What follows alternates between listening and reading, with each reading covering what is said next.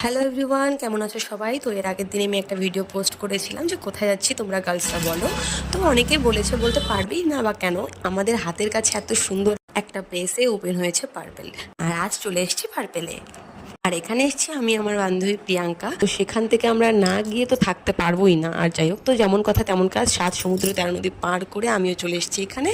আর আসার পর আমি যে প্রোডাক্টগুলো ইউজ করি সেই প্রোডাক্টগুলোর ব্যাপারে বললাম। আর তারপর আমার অ্যাকনিগুলো তো সেগুলো ইউজ করে কম ছিল না। তারপর তারা সাজেস্ট করে সেরকম টেস্ট করে দেখলো আমার স্কিনে কোনটা অবজার্ভ হবে বা কোনটা ভালো হবে।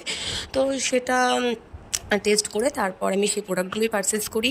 আর প্রোডাক্ট পারচেস করার পরে আমরা এখান থেকে বেরোই। আর আমাকে আরও অফারের ব্যাপারে অনেক কিছু বলছিল। আর এখান থেকে বেশ কিছু জিনিস নেওয়াতে আমি একটা গিফটও পেয়ে গেছি, তো খুব সুন্দর। আর হ্যাঁ, এখান থেকে আমরা তারপর বেরোই অথই জল পার করে, কারণ তোমরা জানোই একটু বৃষ্টি হলে কোচবিহারের অবস্থা বন্যা হয়ে নদী হয়ে যায়। এরপরই আমরা বান্ধবী মিলে, হ্যাঁ আমি আর প্রিয়াঙ্কা গেছিলাম কিন্তু এখানে। তো বান্ধবী মিলে আসি। তারপর এতদিন পরে যেহেতু বেরিয়েছি, একটু না খেলে তো হবে না। এর মধ্যে চলে এসেছে সালাভাটোরিয়া ধোসা। তো চলো আজকে আমরা গল্প করবো আর খাবো। আর তোমাদের ভিডিওটি কেমন লাগলো অবশ্যই জানাবে। আজকে তো